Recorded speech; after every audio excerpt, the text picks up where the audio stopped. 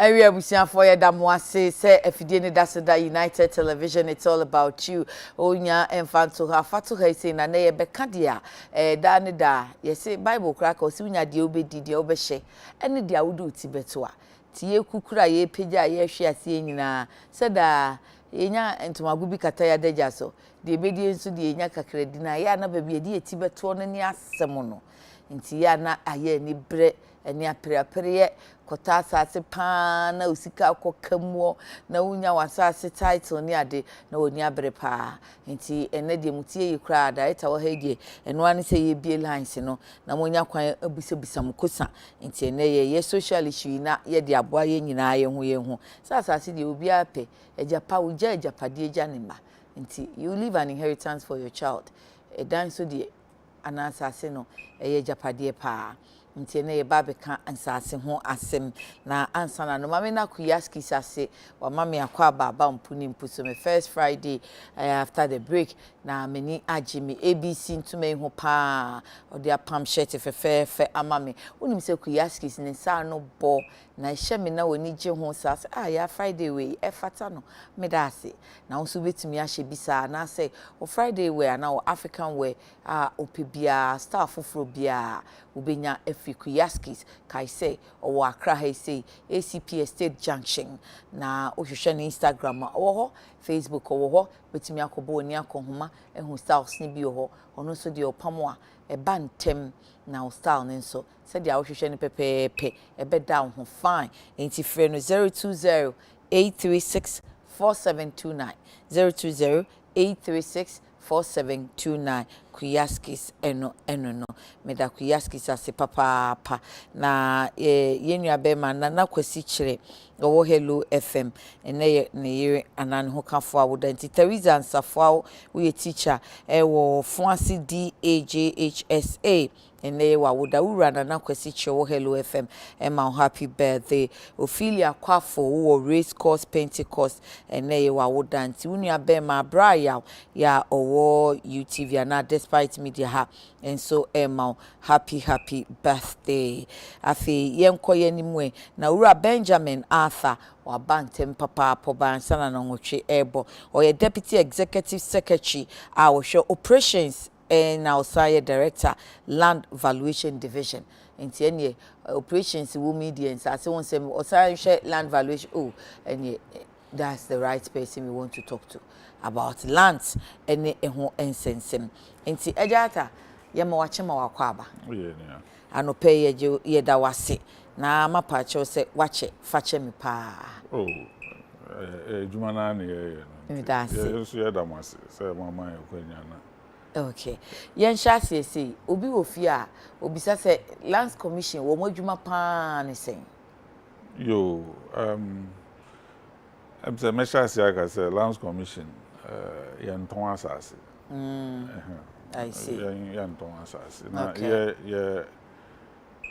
ejuma ye dia share yensa no ye fa no every 1992 constitution fa mbra miensa okay ena ye gina so de ye ejuma okay 1992 constitution article 258 no eno na echichire lands commission edisi ho na yes science wo lands commission ankasa so ye act act 767 2008 ena sa mrane bai okay and also echire yensania yenye ye juma ena nansen so land act na ya pass 2020 and also echire yensania yenye enwoma mfa asase ho na wo try wo chichire ne nyina lands commission titru ye juma titru ne ye bo ye tu abanfo okay e wa asase sam ho nyina titru ena ye san so ehihye enoma de noma toto akwan mu abeboa ma asase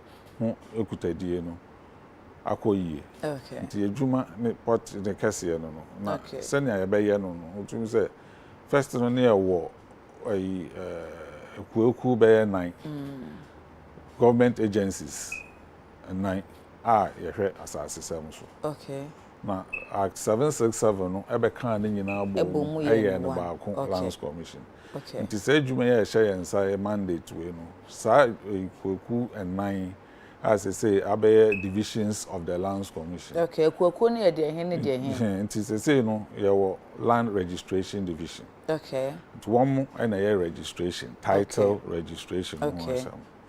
And there was survey and mapping division. Okay. Omo surveyors no. Omo site plan. Ghana maps ne idea ye here Ghana. And there was land valuation division. Okay. Yes, so there, yes, so two abayinfo. Efa ade asase ene adan ebo.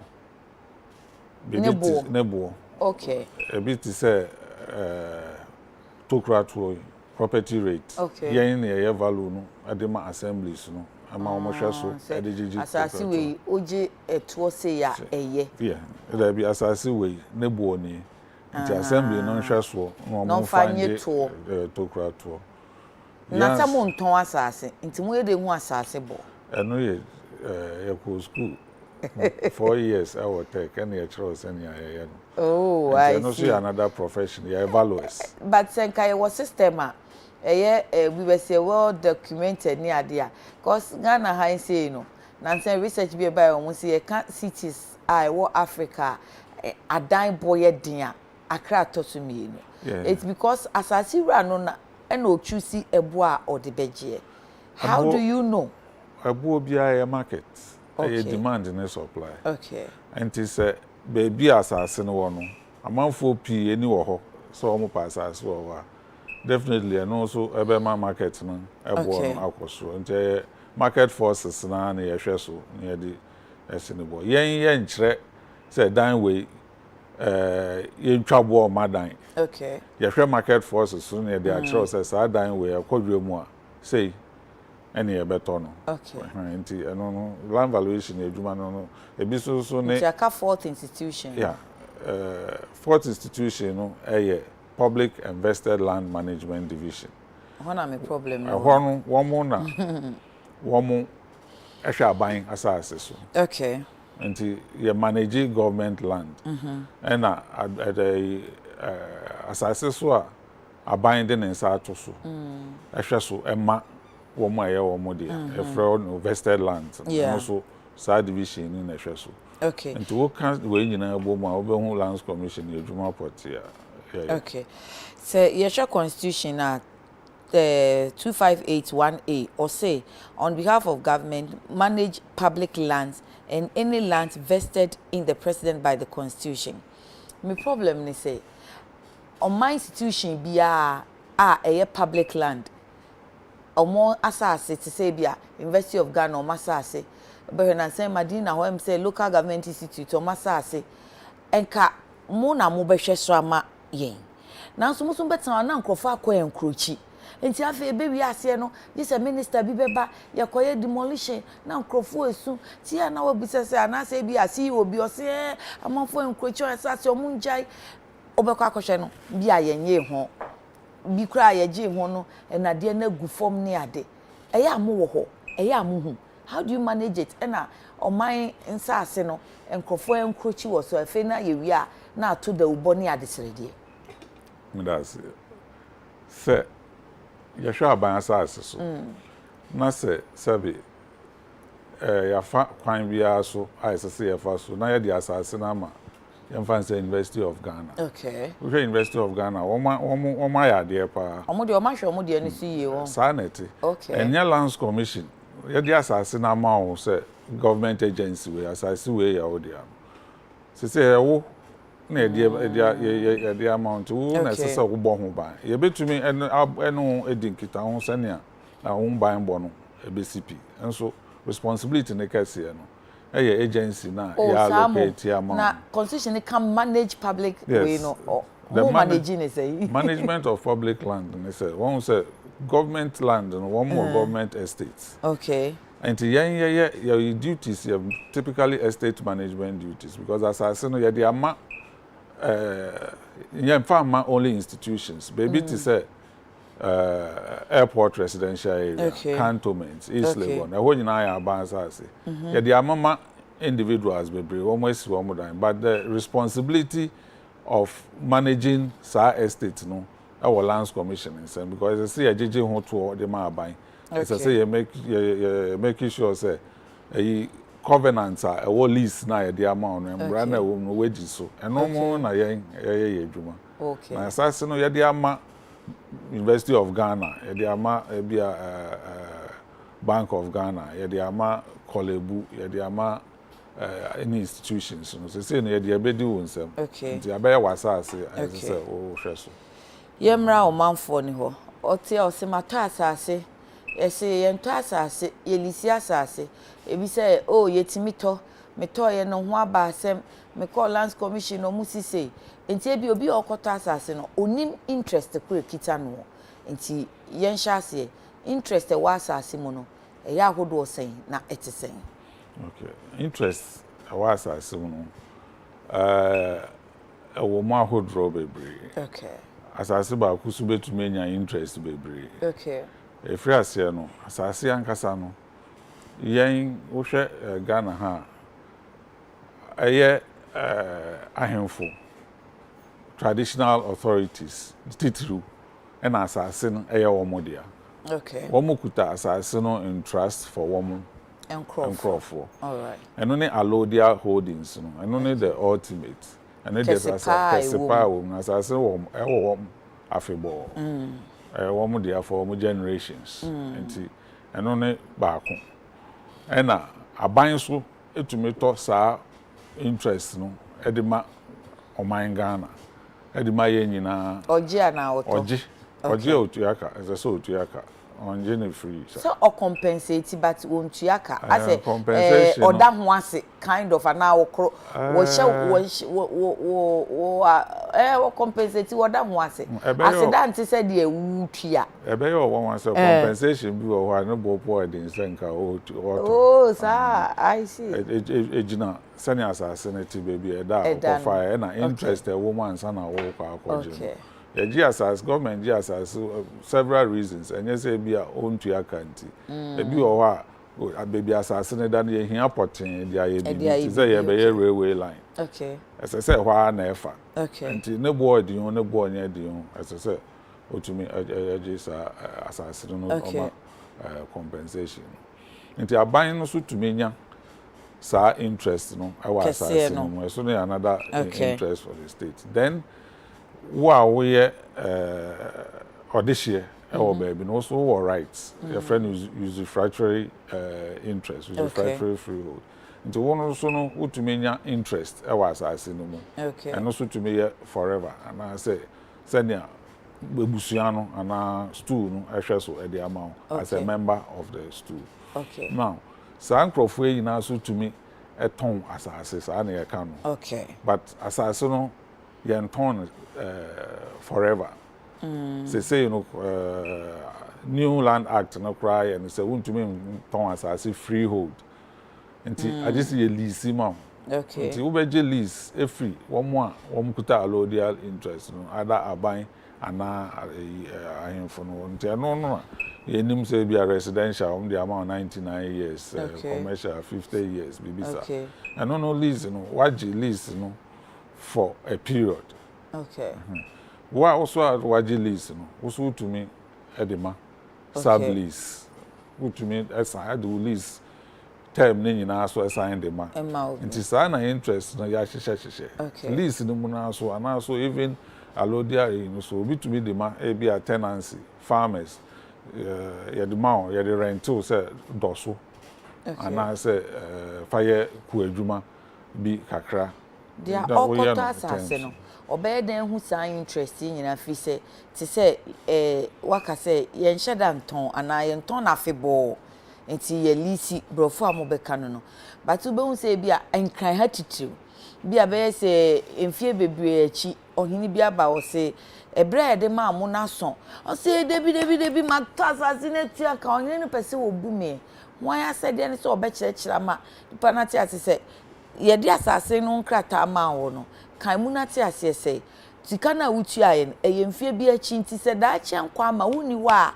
kire wasefo no mo nti ase say after 80 years ana mi wo achiri no se bibi say ya mo be call for negotiation na mo so masan akọ ama ya release ama mo I'm say my share say the futu amanfo say sebi as I say ton and to say be a wako drum na o cotton toast na o to adeɛ biara wonnim ho nimdeɛ no wo kɔyɛ a ɛsɛ sɛ wo fa professional bi a ɔte aseɛ no odi w'anim na ɔkyerɛkyerɛ because wo kɔtɔ asase na lease na wo sign no saa nsɛm wo ya obi sɛ nyina ɛwɔ mu ɛwɔ yɛatwerɛ sɛ adeɛ a yɛde ma wo lease 50 years lease n'akyi no asɛm a ɛbɛsi koraa no ɛwɔ lease document no mu a wo ne nipa no na ɛyɛ agreement saa ɛhɔ no lands commission yɛni hɔ yɛmbam ɛfiri sɛ me na makɔ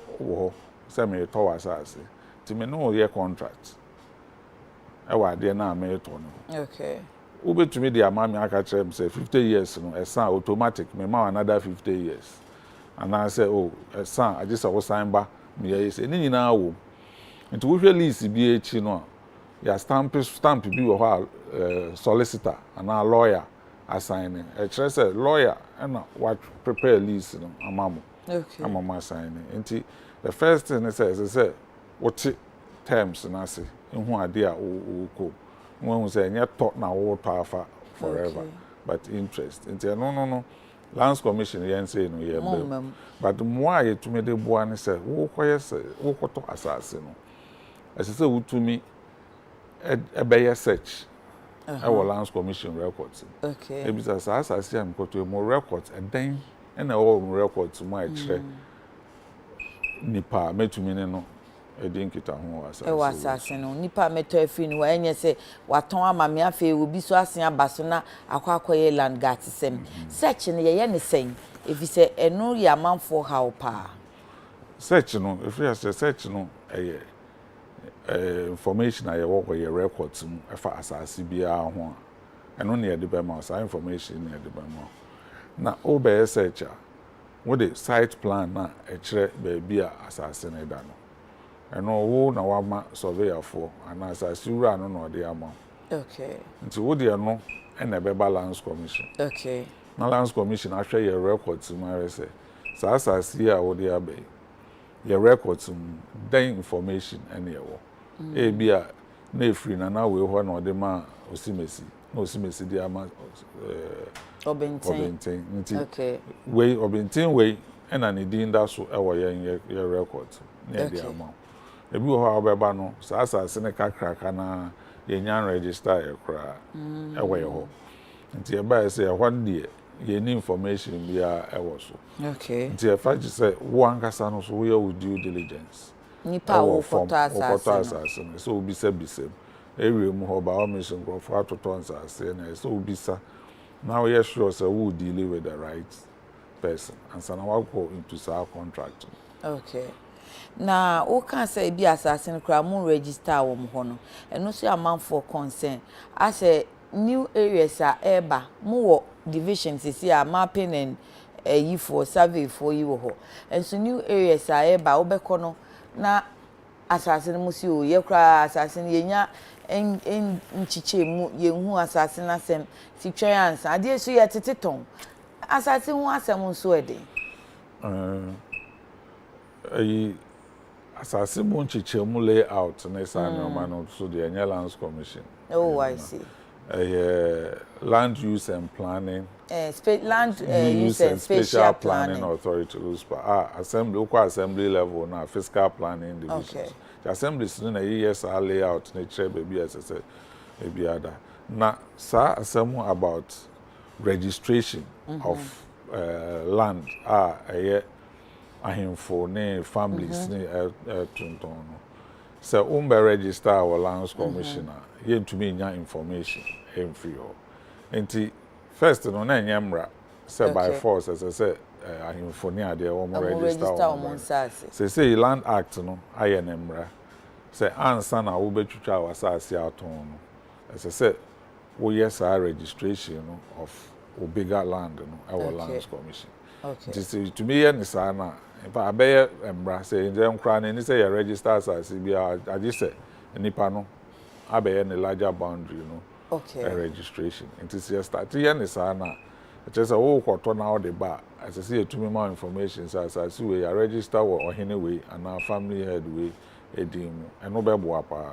I said mo the lands commission for mo te ho say ye de ye te ho ba na ye behwe aboa wo ye de ye adwuma no de ubo nim nkyerechire nim ana ebi na wa frɛ ya bodoro because me bisa ya osi o ye de wo koto a wo ba wo ko ese ya wo ba but empe bebre nso mo wo ho a we say nipa baba be bodom pe mu bia ji misika ma koya asase we say na makase oh we dey we twa wrong meat e ka wo say wo ba ye ha be ye search ansa anyway but nipa no so onim nti mo so mo mboan na ye bodoro no say wo koto a be bia e friend search na nsen wo beti a ya ye bibia see a friend consolidated search ne nyina ye pese ye improve ye boa amanfo first no mo say kwekuo no be board in survey wo ho PVLMD wo ho nti first no wo ba Obe search you koye PVLMD. We are wasan koye wo land title. Wa koye wo survey asase baako. And they say no, ya kan nyina abom. So obe search information na was 3 places ni nyina. E be kan nyina abom na the information na ma. I see. And we be nya full information e wo asase no ma aboa ma we take decision. Okay. Na asase na ya ahemfo de yen ni tumi. E wo so say sabi ya be kire osenia tono and I say the regulation they make me regulate and they said now no we register ya yen register their what ton am obi no so we register asase kakra say bi asase yantam efi he kɔ nyina e de kɔ te circle bi a na ye ohini bi dia enti ansa na obɛhya asase otete aton no so otete alisi so assign you e wo say oba be register ni nyina bom owie so a asase wo ye layout ewo ho echicha asase no plot bi asania ebeda ho ama loose pa for and fiscal planning unit wo ma approve and san wo de buy ho a ya register enti mo said say more advice about on land development ne policies ne saying because enka all church say oh ha ye be ni say ha ye be say no I was thinking say lands commission because more advice about on policies and land development. Yes, yeah, advice about so as na loose pa so as an agency no so advice about wo mo more advice na mo de ma ban ne say e bi na turning out to the new act here abai because your share seniors as some elkona ye yim ne ehu dia baby enko ye ne ade na advice about so ye mra we na mboa na ma etumi na ma agency bi tumi ne tumi nye sani oma we okay say you know one of the things so law na ye me say eye ahemfo ne ade na ahya so obi anye land secretariat traditional area no sana won so are recorded one sales no properly at the link lands commission okay sana you say what tons as we are on record say what ton as say who say what ton okay who need large records na we be ton what ton bio they say so am na criminalize asase a what ton ba kuma nipa mienu oh sir na mra betimi acha ahemfo ne sa oh ya mra no yes see to me say nya ahemfo nkwa na ton asase sa act na ya act oh, the Land Act 2020. Oh, 1036 Act 1036. Yeah. 1036. Yeah. Okay. Na say almost pass. Okay. Emu very interesting. But I am for no so bomb ko adu say bia no wa ready. O person register asase ne te say de ye kan. Mo de ko bra ene ochina kokwa asasa bi kra wo am say o say you twa ha ma ye nti wunya nye ya yen so yen register nti ono so open say ni kro tu mpon na fa sha say tete asasa ada na ya na registration e delay sir registration e delay na de historical into rewrite history on yeguso pa ye ni ye if is lands commission house of records ubeye bibia na available records okay na ye di ejuma na fit it no records no date back to 18th century and nyina na paper based ba behwe paper bia map bi da so a so na una na cry yes a paper no na una na cry okay and only you depending on her for a very long time okay and a dozen millions of sheets and this oh share record na adding Okay. And of course, ma opportunity so ma for use shortcut normal baby. We were faced with quite a very Herculean task because and I had the cause of most of our delays. And that is and I started this aggressive digitalization processes because only a name said ebeboa pa amana. Yeah, remember digitization, so now I share baby, I'm could but ordinary person are ofia or shay minimal dear, but I say baby I need the interest na me di can be say no baby I said dear a home same city Accra ebe different Bota ebe different Ashanti ye different BA ye different into a basa so be koto no be kolisia it comes with its own challenges. Land Commission munim sa we na mo be dey aboa o manfo. I'm say ne education because and to say na me kan no yemia ye ni use professionals no because I koto asase wo ba bia say wo hu terrain no Okay.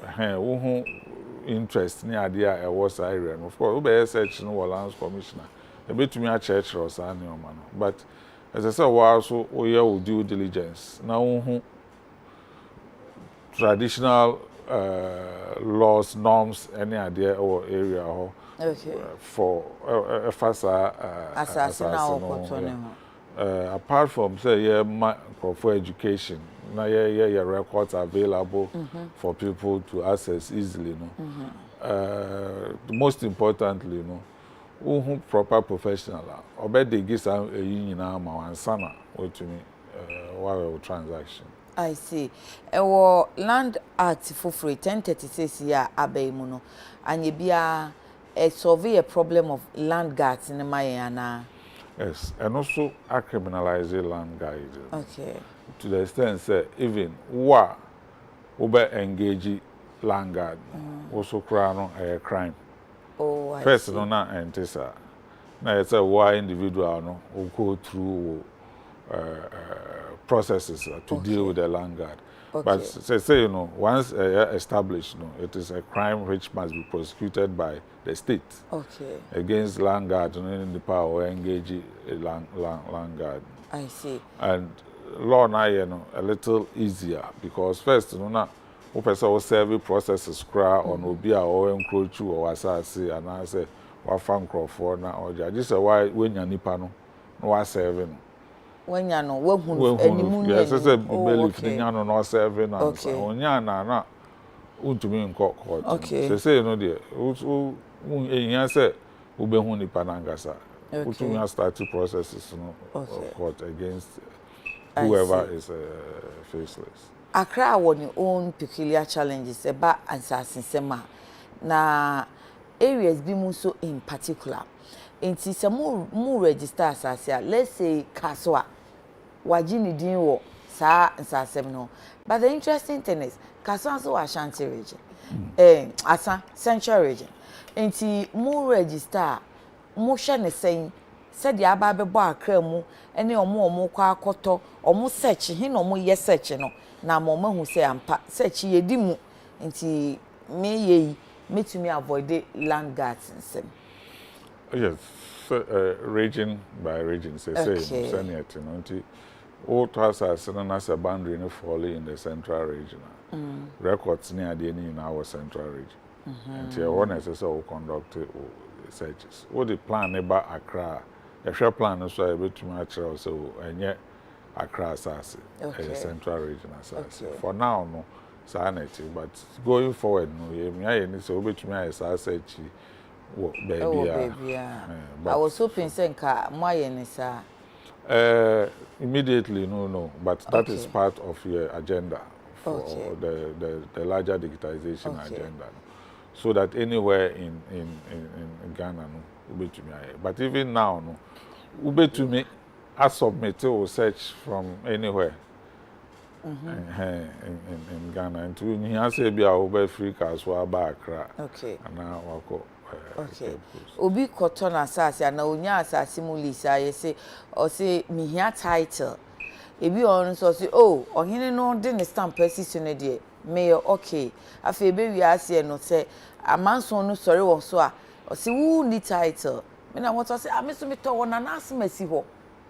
Na title no aba be issue. Identity sir. Oh, say asase the same asase dia. Same asase same asase dia. Na che say nipa na to asase na ma nipa mienu. Na nipa mienu betumi anya asase ba kon title.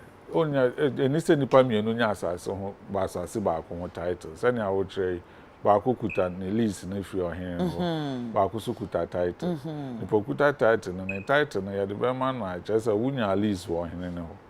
E na wo de aba any process ya ma title no we am fa na dey amba ye okay Lands Commission ye nim so woni ohen na akoye sa agreement okay ye hu ti say o ye first person o emfa ho de odi ne correct lease by na ya mo verify mu sampa lease ya ni pa dia be ye correct because amanso no do so ebu ati any lease no kra no enimo and so kwan of fast onya title was no ye issue na aye court. Yeah, as much as possible. No lease in ba say a history of the grants na you won't say a free way no more. Okay. Almost I endorse almost sign it. Okay. Until say obema you won't say be a forged document and I be no. You will have no reason to disbelieve say yeah sa transaction when you here na sa transaction. Oh, I see. There are infobi ne alodia owners bi o ho a one specific e de one ho structure womo ye womo leases type of paper womo de ye ne ade de abeto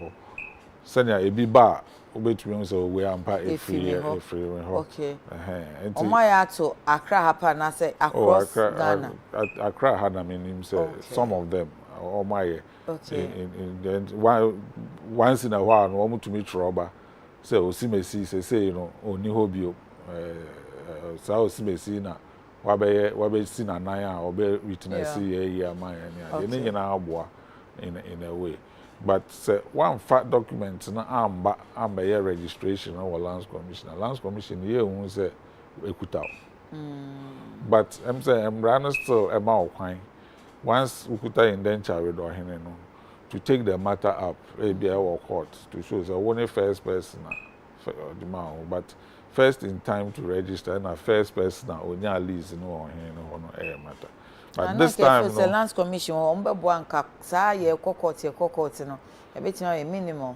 there be court there ye court ni to me no eso chen ye to me say if efficiency ba asase no ni lease no ne title anymore enka ye betimi avoid the court no of course yes way is smoother less in some court and that's the best way to look at it yebema court cases no abra ase enti we law we am applying for even ADR in such disputes say who is na yen started with ADR you say betumi resolve it before betumi court enti yes it looks as if say before at 10:36 you know I say na mo sheda ni to me papa na mo ho kire mo kakra nti ye kan pa de ane nsase ho amanso bebebe no mo be ka ho mo contribute one way or the other. Oh yes enya ye nko I think all of us have mo na mo anti mo na mi bisa to it na ye wo mo record shows loss ni ade na fast as no na dosu we don't as much as about 166 different laws. You can imagine, so we say a big crowd conflict each other.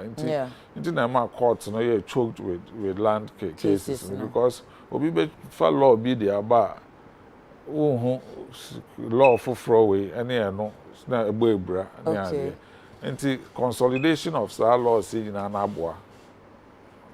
I see.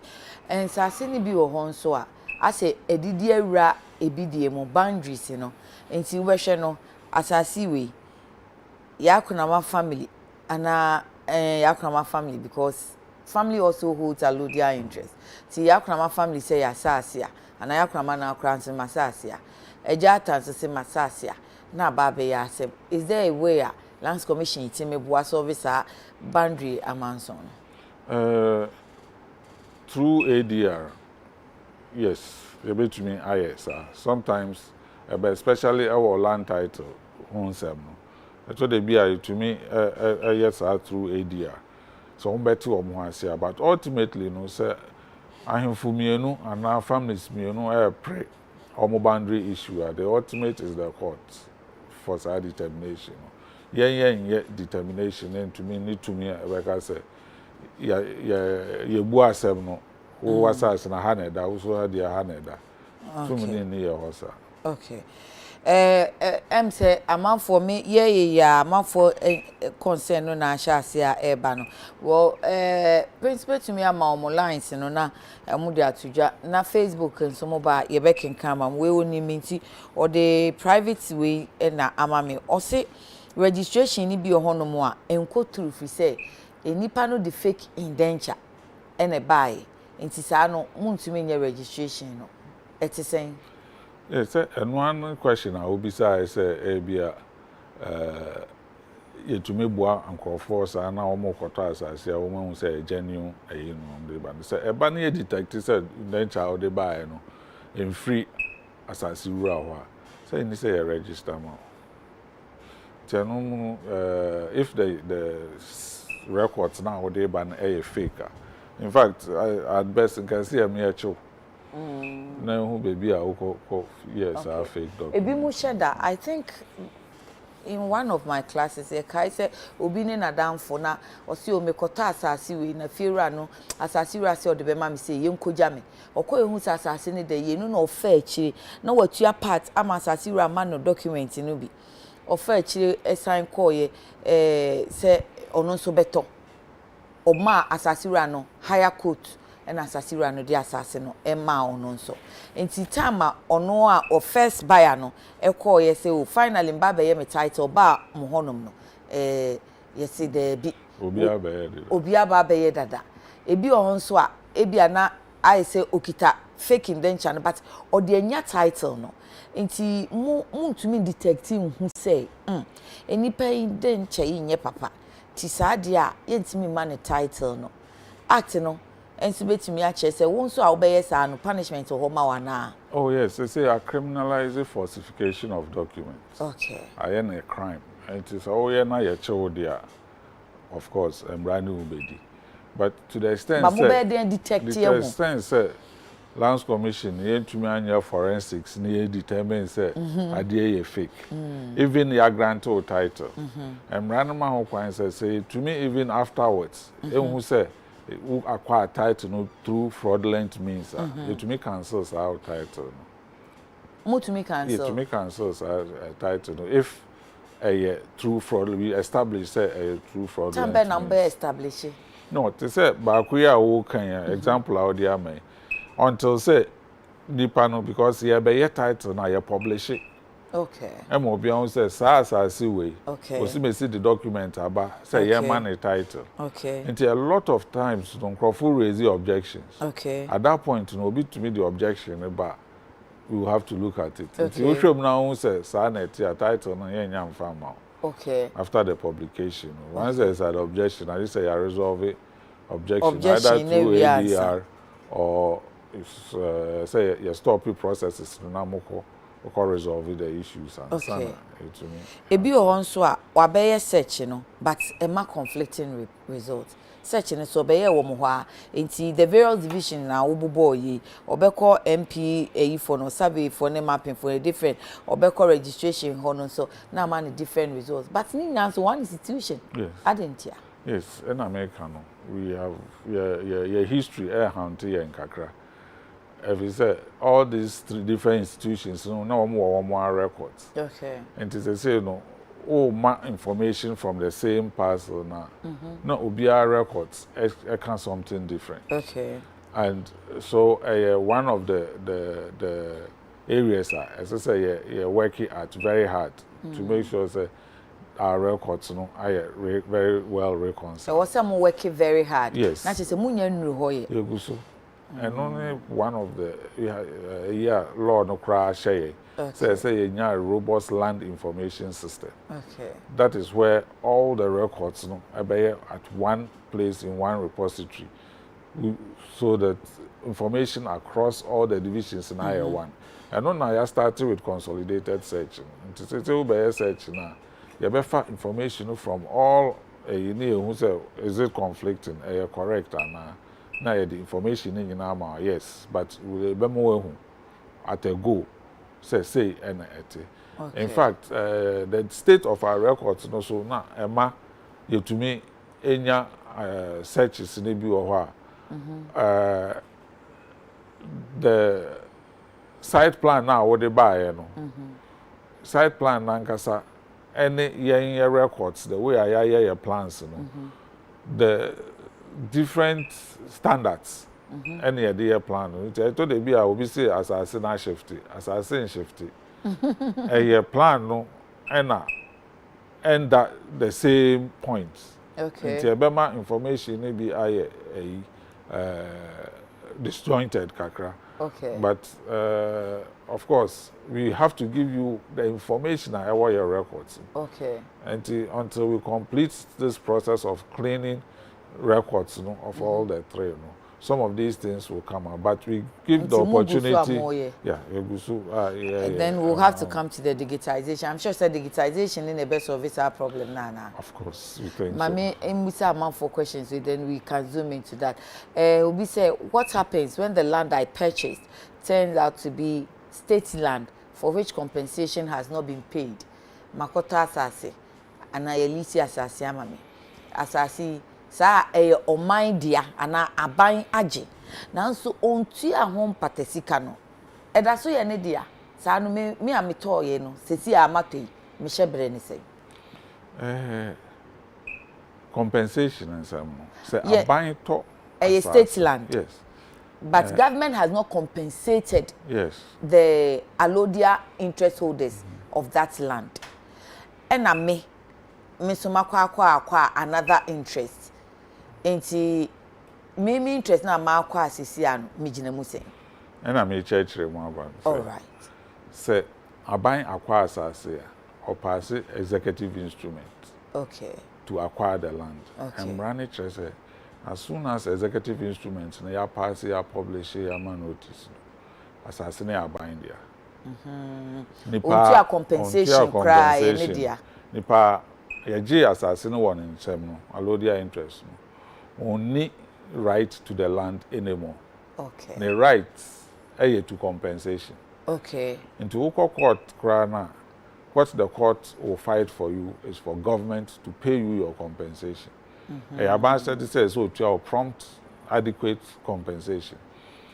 Bebre no compensation be why you because one more assassin or the anangasa one more contokwa. Into who nipa wuntua man. The Embrana say who is buying yen amount of compensation yen face into interest yielding escrow account. Okay. Mo determine nipa kra or your rightful person to receive near the amamo. That's good. But mamo the right to the land. Assassin. Into who by search near catch us a government lander buy from government. Not from Ghana for a problem and problem they say ye search an answer. That is the problem. Searching in a boy din won. There be no boy Muji bread do konabra wum. Me say no you search no kra no. I try say you search online kwa. Oh sir. They say no per searcher. You have to do it only through your online portal.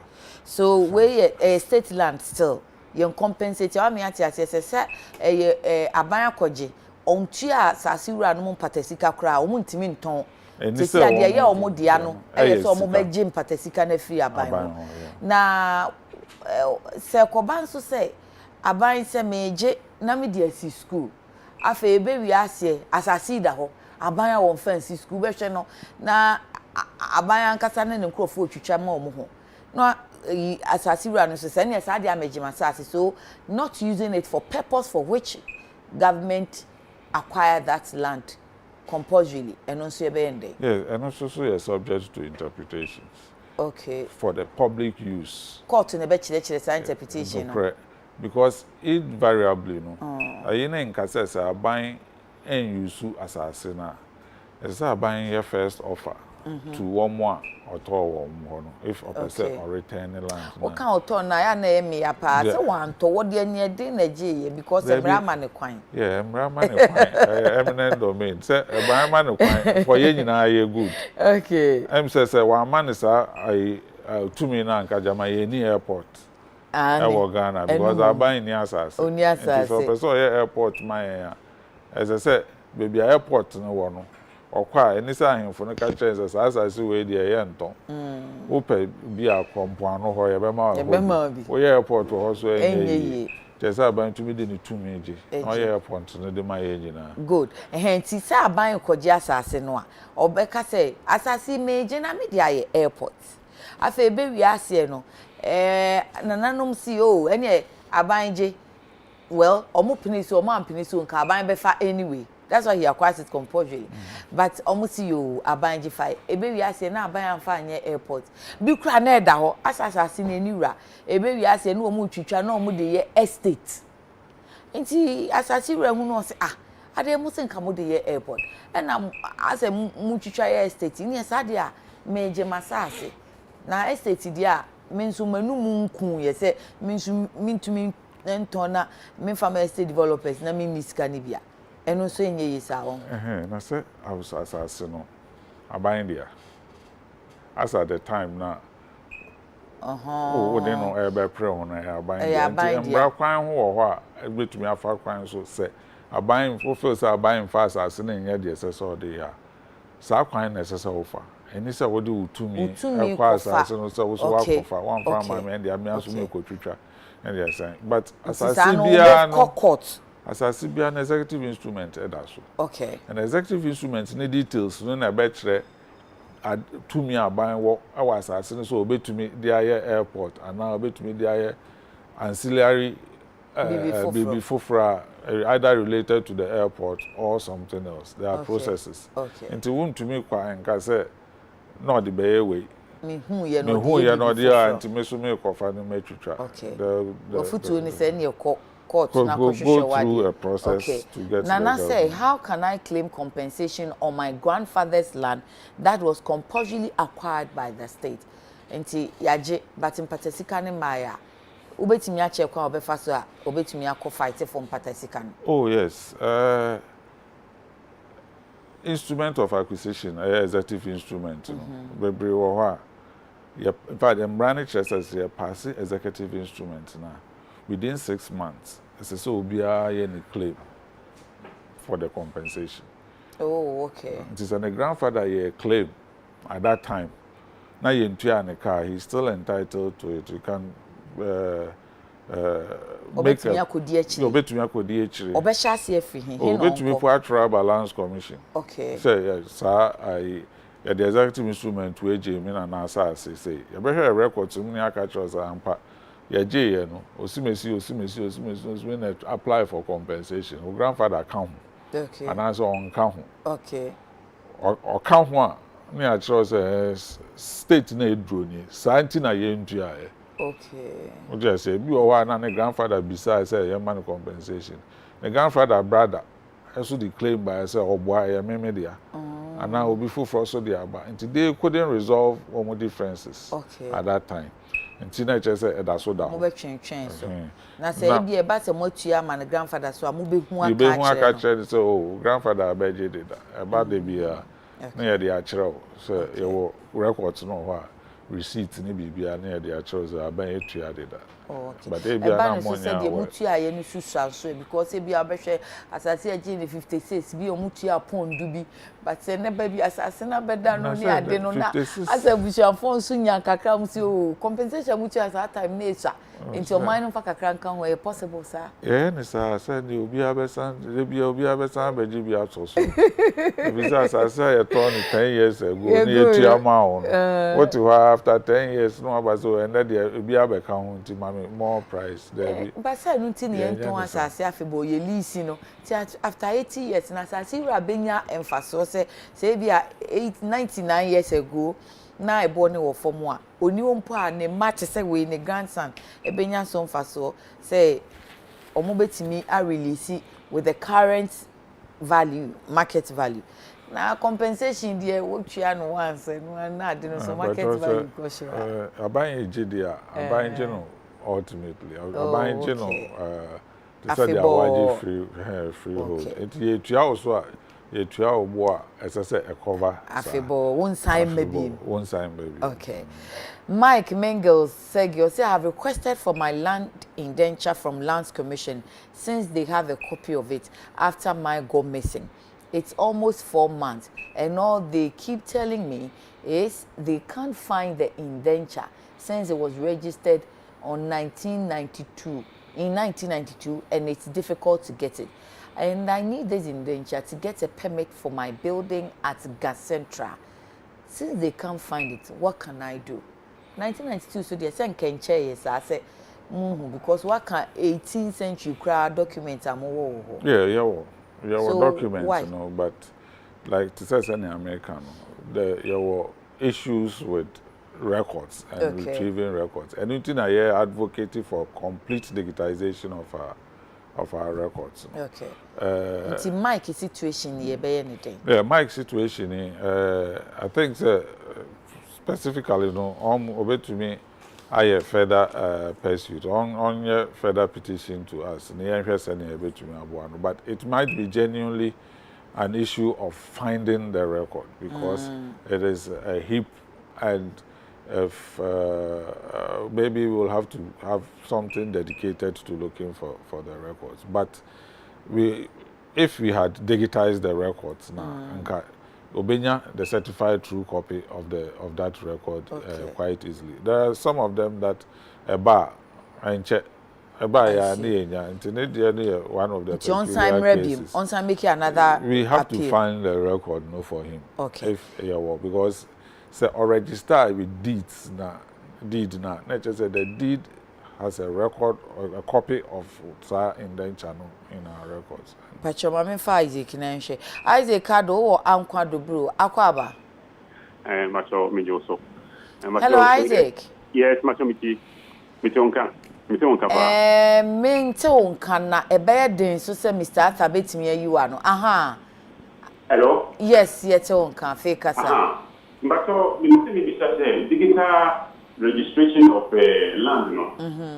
Online to make the search no. Then website find a bit me enya e akọ me anthem be me yi. Okay, o pesa wo ye online search. But online. Yo, fato so eneti no. Mr. Arthur ne yensan ko ye chi na che so obi pesa o ye ne search online na obeye ne say. Yes, so o pesa o ye search online na. Lands Commission your portal. Okay. Yeah, onlineservices.lc.gov.gh. Again, onlineservices.lc.gov.gh. Okay. Meaning one word. Online services. Yeah, one word. One word. .lc.org.gh. No, .gov.gh. Gov. Okay. .gov. Tina nami. Private for government website. It's gov. It's lc.gov.gh. Yes. Okay. Of course, our website now. Ebe ma be online portal now. Until the steps no. Now I follow. No, I follow the steps. Okay. You can pay on the same platform. No. Okay, that's good. Through the Ghana.gov. Okay. Platform. Payment platform. Okay. Ubenya electronic government receipts. Great. And everything. And to submit a search now, you acknowledge receipts. Okay. So online. You submit it online too. And then when it is ready, you will get your results on the same portal. Hey. You can also come with me about Lands Commission. And also digitization ye be ana. Hamza, Mamefa Hamza mrasisi. Hamza wotadi brana yenko. Hello Hamza. Hello, Auntie. Good morning. Good morning. Adumo, now say. Yamuna Dumo, Mr. But then Mr. Man and a day one. What friend, Mr. Arthur? Mr. Arthur, Hamper Benjamin Arthur. In your. I don't be Sunday. I am for now. I want one far, one land, and quite register. No, what's that? What on Toma, young to me, young register at young London. And no, Abadana, out there, Yadion, and other Abadana, a commission to my farm. You fought to the net in eh? But your body, madam. Yo, I'm sorry, Medasi. I'm the CC and YM. Hamza, my in a Casana, Sawako, Pacho Sambra Santichi. Yeah, this year and YM. Okay. Though I have phone or register or and sana where to try at on. A bit more why. And Macy my eye and so Macy at Bob Wahim for 9 day. Yeah, and I am phone war registration of war a in an ya be any free amount. I'm a him phone. I'm away too. Okay. Where bear them registration. Okay.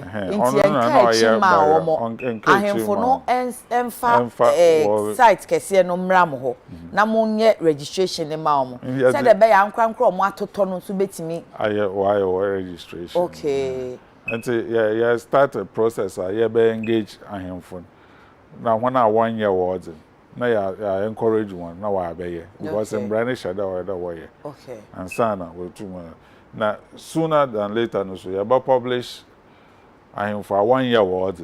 Now mobi are kwakota asase wo the mere na we hu say ha ye nye ono so bobo aman fo no wa ba ansa na we hu de obotum aton wa. Okay, mpacho ma me fa Sarah Otakrade.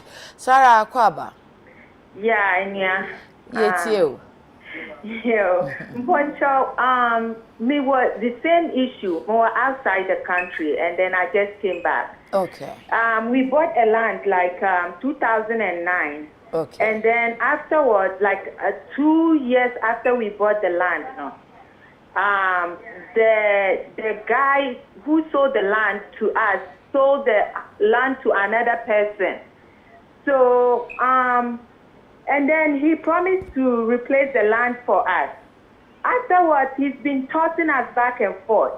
Yesterday, I went to a lawyer, to see a lawyer. The lawyer told me that the land that he has replaced for me, I had to go and put a sign on it. And then the previous one he gave me, I did the same thing and somebody blocked the road. So I couldn't go in there and develop it because it belongs to somebody. And the same thing has been repeated from 2009 up to now. So in this case, what law can I use to claim my land or my money back, because it's been like back and forth? Sarah Kafrao, anye bia ansana wo tono uye search ana. Yeah, we did a search. Right now, the old land that we purchased is still under our name, my name. When I came back again, I did a search only 3 days ago to see if the person who has built on it has changed anything, but still it carries my name. So my issue is, how can I get a replacement of my land since the person who sold the land for me is tossing me back and forth since 2009 up to now? Okay. Fato so na I hope say Mr. Arthur betimi aboye. Clearly no Lands Commission. The creation. Yeah. More of lawyer. Yeah, this transaction with an individual and our bad. But I think there are avenue to sue the person na oton assassin man na was aton amobin. Again, so why register mo on needinima? It means that technically an assassin or anything in Pakra wa for assassin way sit down order. Only documents registered in on needinima. Okay. Until on father mango, on lawyer. Proper, no advice. Okay. On mobile. Thank you. I can Emra cry and can or Dakuman. I can. Hello. Eja yetio.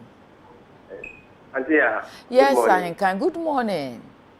Let me tell you TV now because what for me that say. Let me hear about land issue, it's about rent issues. I can rent it there now what to papa you. But the person me no account visit come here. Sawa ho. Kai, o de kana o ntie nhwe. Master me say like what will be them na Amazon. Na say if you run on be ye before for enka dine na hotel me no. Me fan say what single room any porch. Na say what Amazon. Na say if you run on be the bathroom na say bibi enka ho. And you say rent optimum more than it should be like there make 2 years. A year, a month, 60 Ghana, not 100 Ghana. The next 4 years, I'm rent, and after 2 years, I'm rent. It should be the same thing. Okay. Because if you are not maybe and come home, or improve a dino or quite be so. Okay, I can't say. Yate concern, I say. Wait, dear, me call Mr. Arthur Hokra, my bro. If you say a nin ho baby, into Dachin for Frono, your version and rent control for so near this uncle, my rent on what. Thank you. But all can rent as Mr. Arthur, yes, it will be the grounds rent. I know you're dear here. Oh, ground rent was as I say, no, and tongue as I say, I feel. Depend or the lease you are. I just said, I didn't I think. Afibia na wutu rent. Oh, sir. Na what you sika bu ma wi. No na premium. Okay. Drink money. Eti I don't know how grand rent usually na e bibi kitu e bi. But I no so boa ma hu say asase na wote so no. Wutu ya ho rent. Enya wo dey afibo. Enti every year what you premium na ma no kra no. Still I was say utu ground rent no. Hey, me ba mesan babe amwa cheche mu yi. Ima okuma say ima kwa ba. Ye na mama ya na mo we say. Yehowa adom ye ho ye ohene se won so ho ye de. Yakopa de ne so ye pa. Okay. Ye tie o. But this is better say utimi bomodin na oto asase ase de lease. Obetimi ti bi an go for no obetimi asa aka say allocation say be short also ne ko no kwa chance Brabiem unya question me akra manya enti imasan bisa wasem ni bi me say auto asase a dey odi whole leave maybe a yamao dencha na document na if you busia for wa o hene ni timi sa ba say for allocation the chair allocation sika kwa chance asase ne allocation sika na dia wa dia ma wa wi a watua sika o de document amount no allocation be bi say wa allocate amount in wa lease amount abusia for na toma o ba o he no aka say so more allocation a so we treat out pacho na sem ne unran kakra enti ma do me mfa nto so ansa pacho wo kosan bi abisa no na asase no wo to wa abusia ho anansa wo to ohen na ho ebusuawo na eto nti say ebusuane na wotumi we ye search e na kire o say ebusuane na tumi ton asase na wo mo ama wo indenture ne bibia wi a em say no anu no menje dis o here no betumi aba allocation say indenture na ye dey ama wo no anu say no anu kire say ye dey asase hold on there's imagine asase na wo toye no Oma uto wa busia ho but oma hini a ebi owo krom ho no ukwa ma we sign so no ene sese utua bibia na ebi o so be allocation na o hand be ma wow e was say imakomo office onyamwa sa mo e de ewo asase no wa hin fasa o kumasi okay kumasi de ro ho ima fato so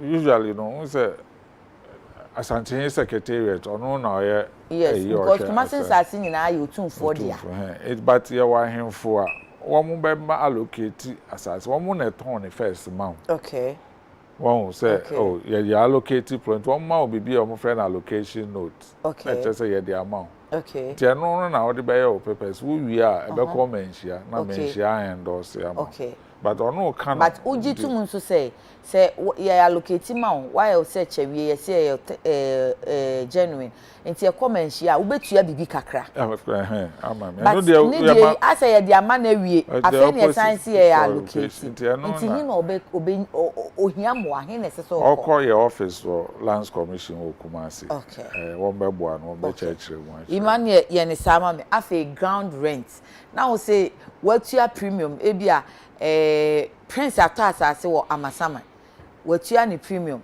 ana yelisi aman but unse Ghana ye kasa mu onse mato asase wato asase but na ye kire enti abutua asase onto na febo say yelisi aman 80 years na se omu nya ne 99 bi mu omu ye na 80 years watua no be say 50,000 Ghana cedis afa usan say obe ohwa afi bi obesin tua ground rent ana I didn't know it, sir. We didn't say that. Oh, sure, we didn't be a more na ground rent na yeah, kitwe be better saying, sir. You have 200 cedis a year. Okay. And I said, it be 50 cedis a year. It be 200, I didn't 300. Na yetiama wine. Mutiama assassin rura nangasa. Yes, me I him for ton assassin de ma mea. Because asase wa ahemfo ho a na we in den cha no ma me tua me drink money and premium we ya me wo ground rent bia afi bia me tua ma nana no even say me ton sign the ma obi me sign the ma wa o beje but we are o betua ground rent ama ohene no anya me nti allow dia for no ground rent no wo mo je no every year. Okay. And that is what a treasure a lease now waji premium now we try no and full payment for assassin. Okay. Wow, and the rent no kete peppercorn rent no I na accumulate here na kakra for every year there's a rent you have to pay. And she say ebia wantua abusia na adwen ma so na omu de ache wa na asesen because the ordinary indenture ba sisi ano se ewo mo no ne de no afi bia o so otua 100 cedis. Yeah. But ebi mo ho am say omu ntua na ahemfo no so nje. I say ebia ahemfo no ni structures wo mo omreje but administrator of stool lands. Wo mo asade say wo mo jeje edema ahemfo no. Na so wo mo jeje ground rent ni nyina na mbra no so ahyehe say na ground rent no. Yenche nimfa.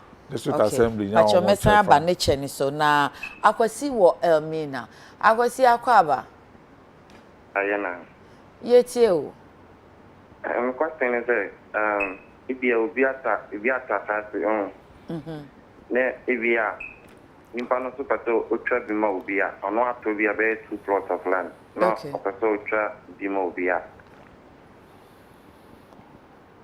so akwasi jina yie kakra ukosano mu ede nanso ebe achire ne yenti kosano yie bajo tinka aha ti wato 2 plots opese otwa half ema obi to asufi hoye nipa na otwa ma no mbla ade na oso ye ana se ade no betu anomo be na betu netu afa ho mo fato so na ti Mr. Ata yo afutu am de be ma ne se nipa na se wato 2 plots no try back one amount. I saw amount side plan for back no try na be search. Okay. And then who said it was any panidi one. Okay. So when it did move you and the side plan now why amount or the buyer indenture amount. Okay. Or ton if you no at the amount. Okay. Police and all amount sublease and now all assigning the interest. Okay. In at the amount. Okay. So yes, I pay panama we are. Nature say also what is our paper no Aqua Lands Commission Aqua Register. Okay. In this case nipa no or sublease na ama no ebe hia say obehu the sublease no obehu main leaseor. No, wo ase obehu me so me brofo no ne me tu no ne me terms. Enti akwasi na auto half plot ebe hia say obehu enipa kasa odi assassin grantor no odi assassin ma di auto 2 plots no. There be enya say wo a wo to no ukoko hu say nipa no why search na wo dey mu a but nipa oton ama no the lease no we be a clause wo say on to me sublease without consent of nipa odi man no okay nti no be kwa akwaje consent okay every nipa no ho dey kan document no ho dey ama Ediama. kire say nipa na oto wo no ho no ana allodial owner no agi atum say utumi de ma okay but the di kan say onkoye ne search so ye ne search no akwasi wasuma nkoko Frank akwaba yana mami yetie o madam nyame hia mo ne moduma pa mo ye amen pepa cho digitization say o wa asase what asase aye cadastral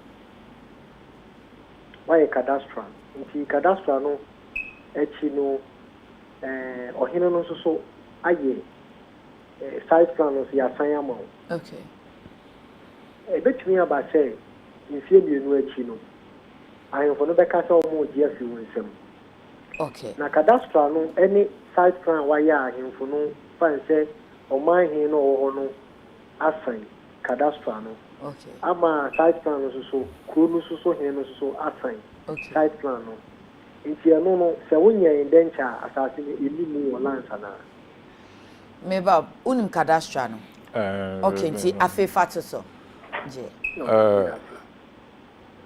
cadastral no kan no it is a site plan right. for asase na e dey ama nti say okay o ji asase na o lisi asase na the man di mu no ne finally no indenture na ya ama okay plan no dey why plan no okay and we sign plan nechi okay and look one of the requirements is already share with indenture no okay na indenture na extra contract on we sign okay so me the asase ma 2 years and I me the ma 30 years and I me the ma 50 years nti no wonya nwie ya na che say mo transaction no mu nwie yo nti cadastral na enya hwe site plan no na wa sign e che say no ni nti so omuma ye bo indenture na ngasa ma no ma info na sign no so sign okay no the balance commission so okay. be register nti ninsanya nkan indenture ne de sesi a sahemfo ne ba se yemfa ma wo setua bibi kakra o onye so onwie ni transaction no with ahemfo no okay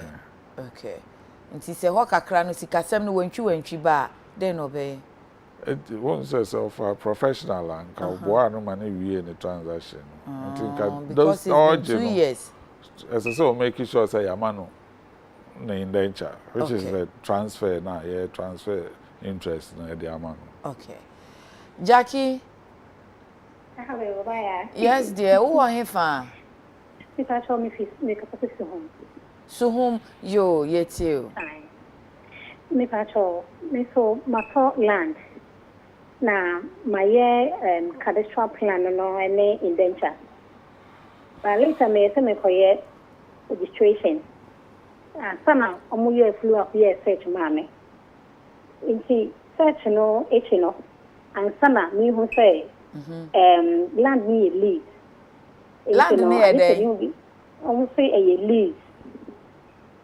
and you get it a lease yeah a lease okay time inti with this me patrol then I meet me acquire land in forever nyabotreo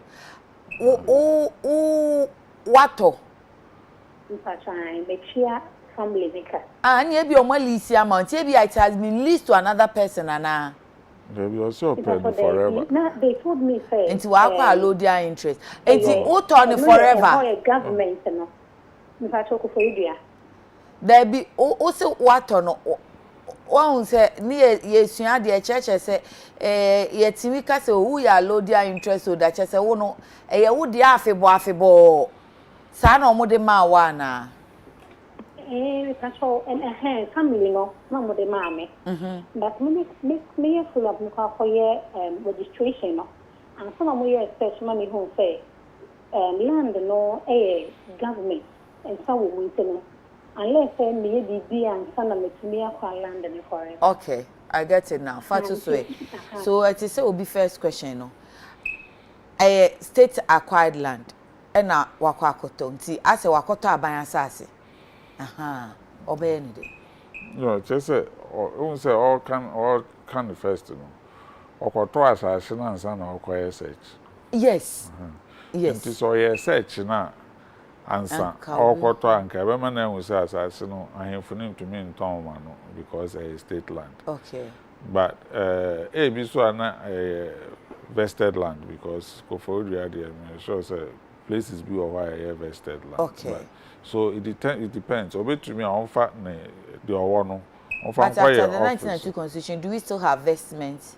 No, yes, there's still vested lands. Okay. To the new act, Land Act, now say Lands Commission and review all the vested lands are Ghana. Now advise the government. Okay. Now government to take a decision or divest it. Sans and sign them iron for no. Nti Jackie Bayeden. Jackie, the specific case in the Americas and Conco Lands Commission go for Okay. Now, almost be tuneful on what. So, Okoye search, no, almost say me. I've heard that thing before, and almost see bibi wo wa obeye. Sometimes Becca say ubetua bibi, but sika na ubetua no.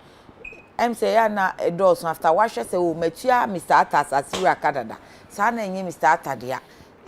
And may say depends whether a vested land and I say a state acquired land. Okay. Both cases, what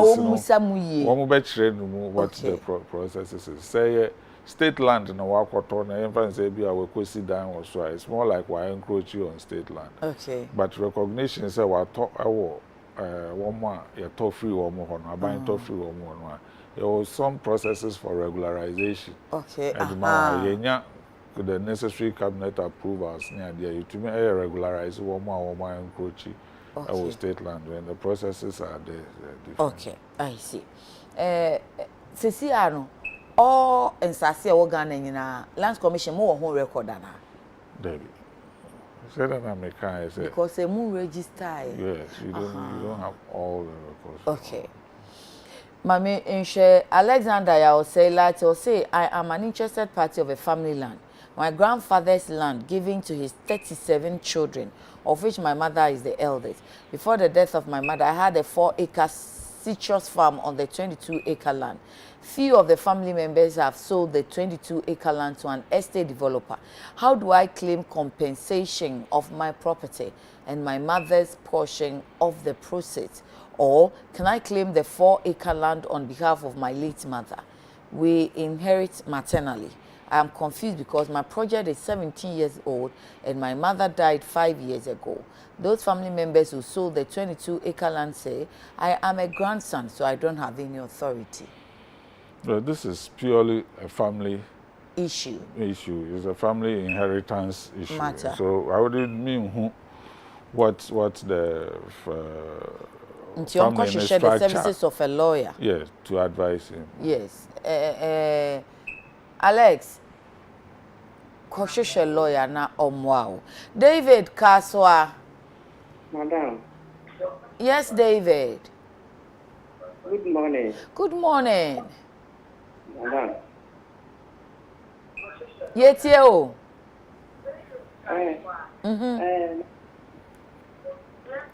David, who are oh, young come on now, person who did be in so ye perceive 2 arguing no cosano. As I said, I'm a Caswa. Mitata Caswa, Muzu coffee. Okay. A man from a Tom.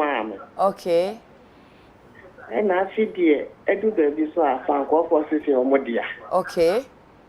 And a man from Jimmy. Okay. Caswa for so, yeah. Banko for Sabe Gidi. Okay. In Dension in you. Okay. Banko for their barco. Okay. Muscle for their barco. Okay. And telling this, I say, the only number of I register London. Mo Fatu so neti Mr. Ata. Yes, so, Mr. But Ata. I know the once and now me bisa say bi our boundaries and bi our we media. Me say 1 year search and sana okoto. Until trend whether I say a man from for and I say castle afford. But when you work out or nipa mienu no ho. On for document ni mienu or the call land na okoye search. Okay. E be trend no the emu de wan yan obetumi register. Okay. Enti David said the Mr. Atase no fa call omo office. Enti we are owo amanfro mu no office be no because say Uncle Cape Coast. And I say office ba ko wo Winneba. mpacho say Winneba ana Winneba office back wo Winneba. Okay. Enti David, obekọ Winneba na Cape Coast. So say for two ni nyina akoye search. Why? Em say enti na mo model ro ya menti ase you. Cause enkese say obi aye search ansa na wato. But omu nim enti obetua oti asase na oh madam fu bi ton asase onye bi ton asase obetua ka wi ansa na echi o say mekoye search. Enka mo be boy na no pa bia mo be bo sa de we na ma. Starter eya mu tia kakra why. Mami kwaku wo hefa. Hello, Kwaku. Kwaku, yete on cancel, yete na chiri. Yes, we can say free Cape Coast. O ka say free Cape yo, Kwaku yete o. Pocho yete asase, yete ya che ba yo. Me say, me say that asase. Me father asase will keep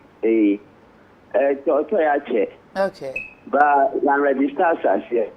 When Jensen say Obibia about 10 years later, a go share no.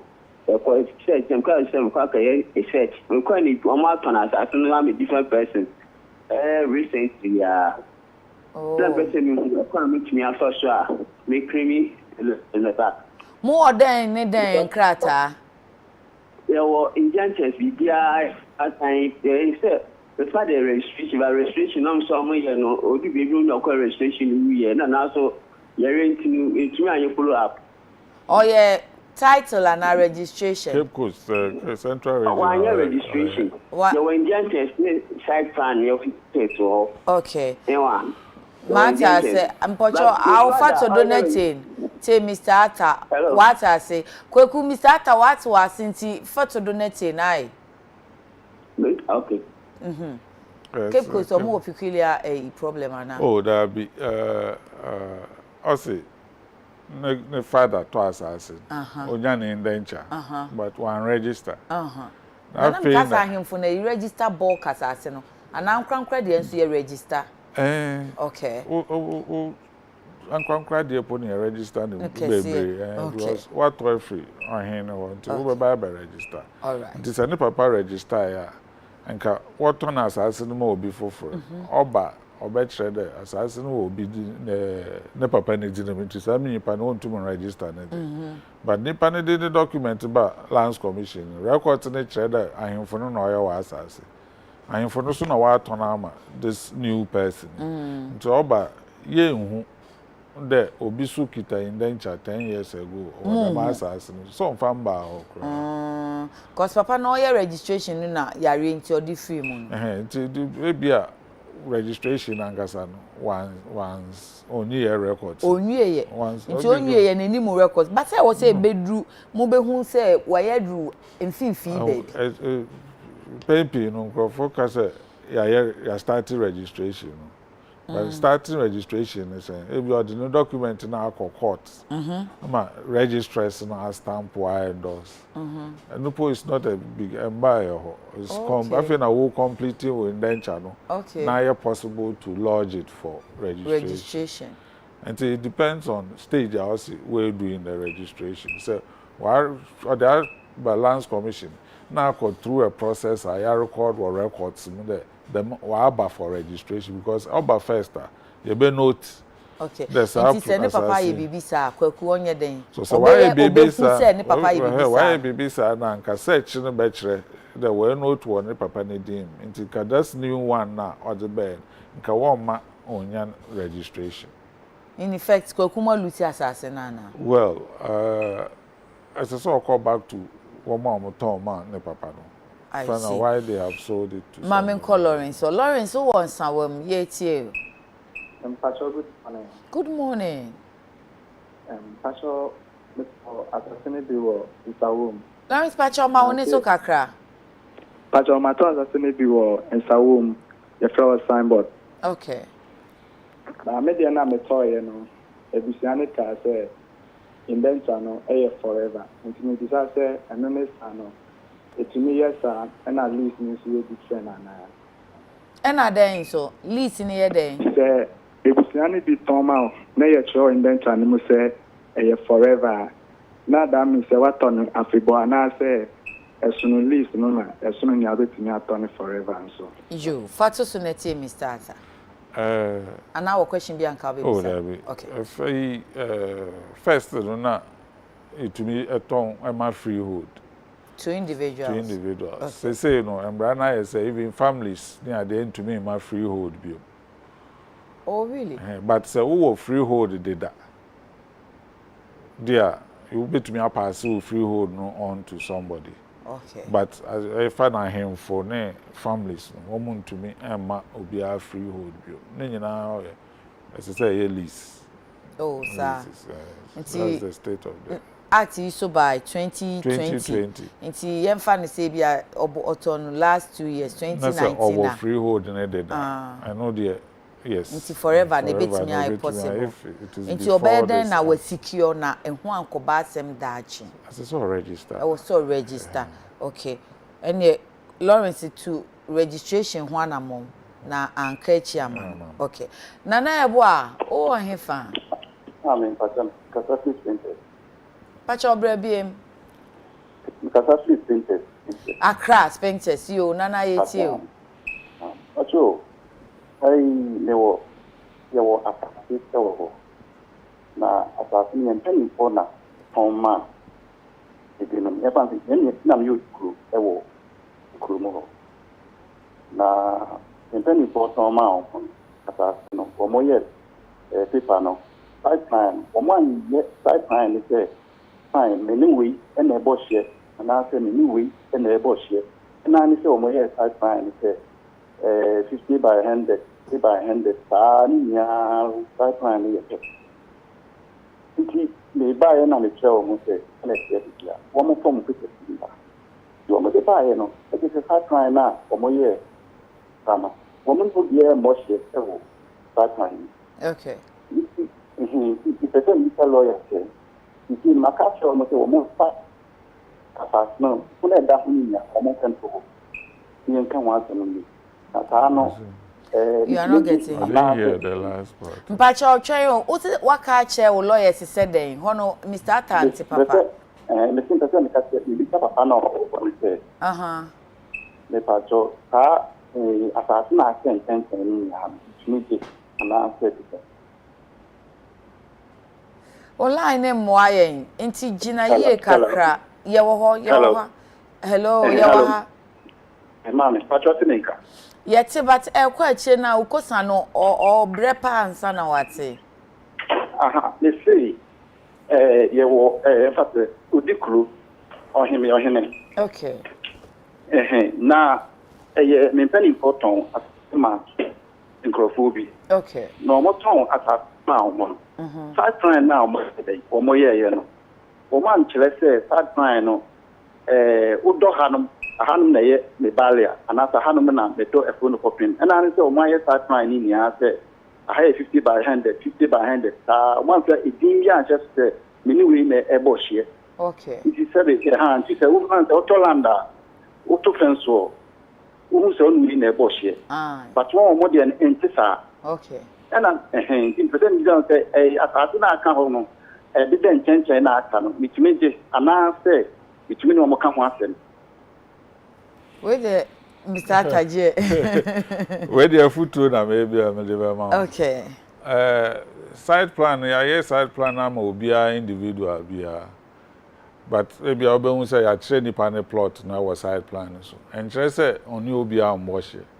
So, okay, side plans, then you know, boom, I know one layout. Ube who baby will be ada.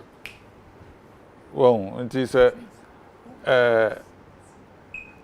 who to me identify obia baby or da and then who are who say assassin or the akani and they are yadiamaso and only okay now want to me engineer obi ba side plan so ka say who on side plan also no who do on any bush into the chess assassin da hokwa there be oh side plans ni nyina ya ye no who plot ni nyina I bet you baby biya. Okay, you said you better better site plan na say no. Me sure so here technical eye and a professional person.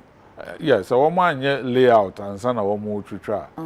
Professional person bet me aka site in now boom I composite plan a man. Okay. I try baby oh, onya any license surveyor obet me Obetumi upload SI na man privately. Okay. Mami share course announcing because Facebook had a gumu pants see I pamocho yentumi nye calls ni bi na 5 minutes or 10 minutes e beka no Mr. Ata ni na daje ni na bochi onfanya no ma but quick one Mr. Ata I say back code I don't know if it's barcode as we go Ghana barcode na as since you barcode no plans, side plans. Okay. I think about 2 years ago or thereabout. Lands Commission decided, says, yeah, approve it, plan be a, say side plans, a license surveyors. Lands Commission amount license and a year side plans. Okay. And 2 year side plan be a now. Field data now we collect here with instruments at the year plan.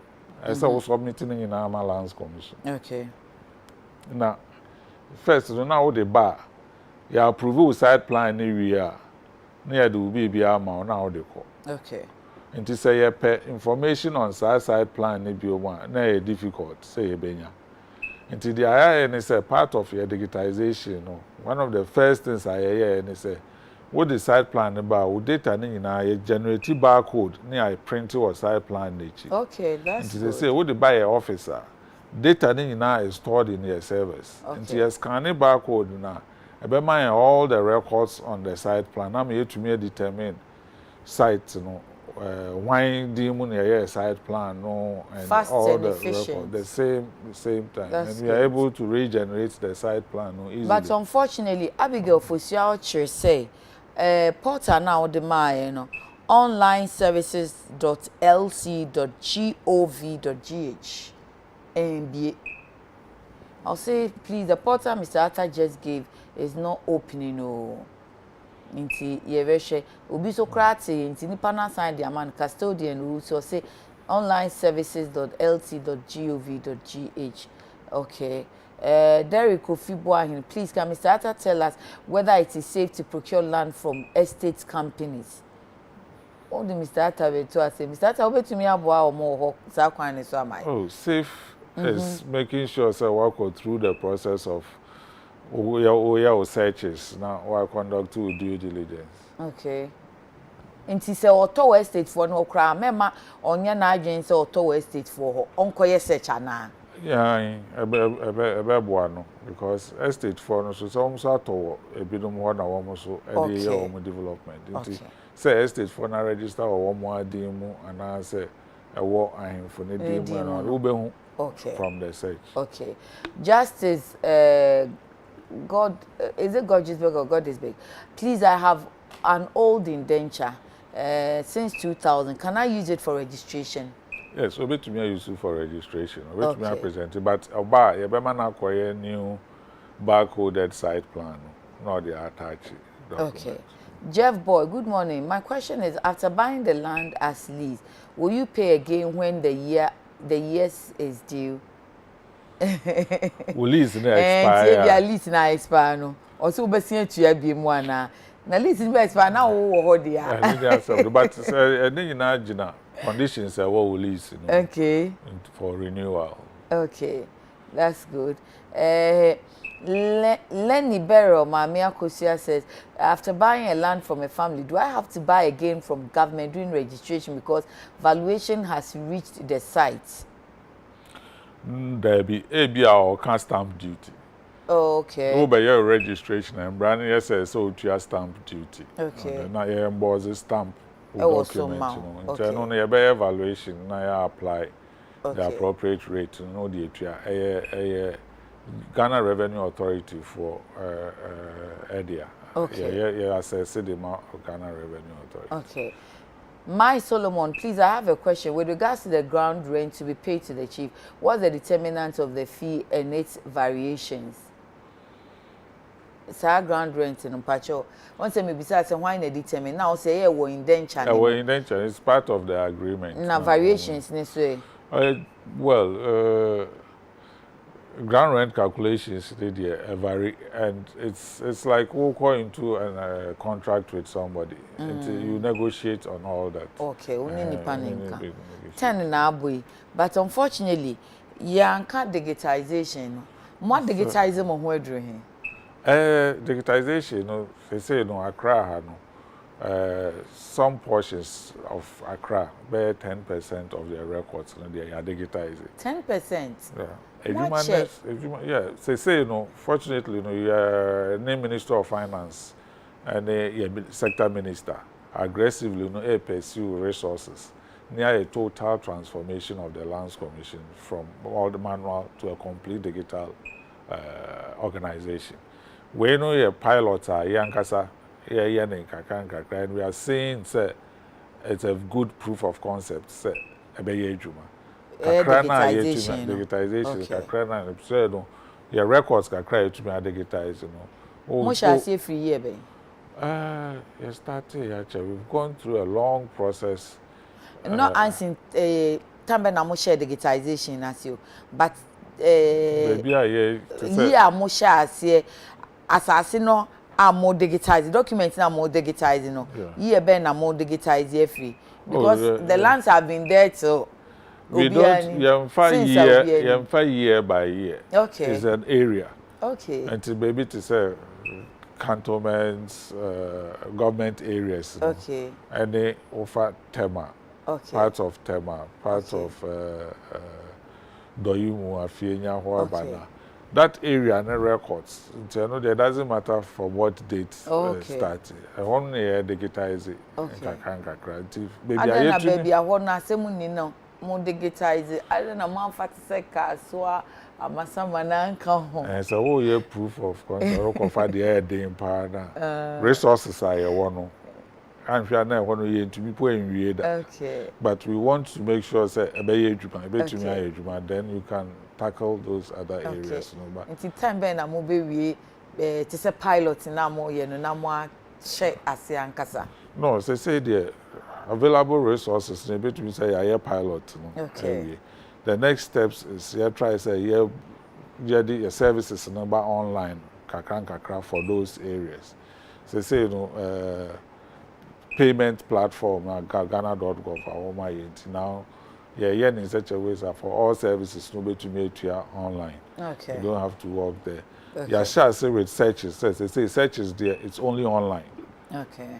For Accra. Okay. Yeah, by extending it to the regions. Okay. So that you can submit your searches from anywhere that you are in the world and you get your response. Okay. And so we'll work it to Lands Commission. Records are digitized and also submit search now. Almost click, yeah, no more information near the amount. They are digitizing in a bar, almost fetch records in the normal way near response, back to you. We are able to compare digitized area and in the digitized area, the turnaround time. So we had a very quick, I had still slow. So and when you know what's the bottlenecks in the service delivery, so that when we go to the large-scale digitization, we know exactly which areas to tackle as priorities. Large-scale digitization. Like we said, the plan is that hopefully by the end of the year, we have the necessary approvals for financing. We have barely 2 months to end the year. Yes, we are already at Ministry of Finance in the discussions. A consultant or process is working on it seriously. We are hoping that it's a 5-year program to completely transform the Lands Commission. Okay. And hopefully, if we get the nod near starting next year, within the first 2 years, we should see tangible results. Okay. And then going forward, and it's going to be national. So we are looking at by 2027. Now, FEMA fully digitized. Hopefully, yes. But we should be seeing the results within the first 2 years. The way I hear structure project, we should be seeing the results within the first 2 years of implementation. And then going forward, it's maintenance and adding on and then improving the services. Now, in this more digitization, move to me in such a way that as a bank system, so we were Sunyane Techimana and as a Boga. Now, say open indenture now pay anything from Lands Commissioner. Here say this bia Oba. Yeah. Yes. Okay. That's part of the plan, a centralized system. To me, our tamale, no my processing with Accra documents without having to walk to Accra to do it. The men are searching Accra 40 million online, or more marketing to me online. Oh, and they're very soon. Make sure so before the end of the year, we should be able to roll it out to regions. So that able to me submit to research in our response online. Okay. Mr. Arthur no pay that Papa Pura Benjamin Arthur, a Deputy Executive Secretary, or share operations and Osanye Director Land Valuation Division, the Deputy Executive Secretary or show operations in the Land Commission. Na omo divisions ahodo no so 9 Land Valuation Division no onone director owo honom anope wonya adaje cheche ensase ne eni hu nsem ne mu mukosa ne de doso asase nsem de ye ka ensida nti se de aye no ebi be ko mra ne sese ebi oho nso a ene ya Lands Commission da foforo ye be ko ne ton ne na yi no se ne nananom ho nso a ye be ko na wo mu aba beboa yen ama se de ya okọ akota asase a unkotu sikangu na sika yi eya ti ejata no pay that pa okwa ye chia Lands Commission for ni nyina na me lawyer bi oho me we finidi lawyer no hu or cantonment so dear no lawyer no hu na say my stubborn girl me ma me hwehwe announcing my problem na is solved na thank you for everything ya we sharp lawyer no hu enti ena no pay ye de ade chenhwem adwumadi ni besi afi ena nsu ato eja menua Rasta Waba. Enti Stephanie Denchi of the Youngsters International School. Happy birthday from your father, Inspector Denchi of the Jubilee House. May Dakuyaski's shop ase me African way fefe ya papa mama mi wode entuma kama ABC de apa mama mi tipacha also Social African way de wode ko party de wode ko ifro de wode ko adwuma ya no wa contact Kuyaski's why friend no 020-836-4729 020-836-4729 na obesoti out so no social media Instagram ni Facebook Kuyaski's KUYASKIS na ubenya no ewo honom na wonso wohu designs ahodo ewo medi de yakrama yeda mo ase nyame ya adom ochena critical issues Jacob na bekoso ahwe echi ede ama Vim Lady na Monday ade chenhwoma asaba kai say echena so de United Showbiz big abekwa hwe echi yi CEO mo yedase Empress Esiaba Befaneja enti ubehu se china so be de pa ya na wakoso a no wahwe programs ni nyina e be say UTV die you say it's all about you die ni gie enchire adesiade ene afutu bebro ene de bro damas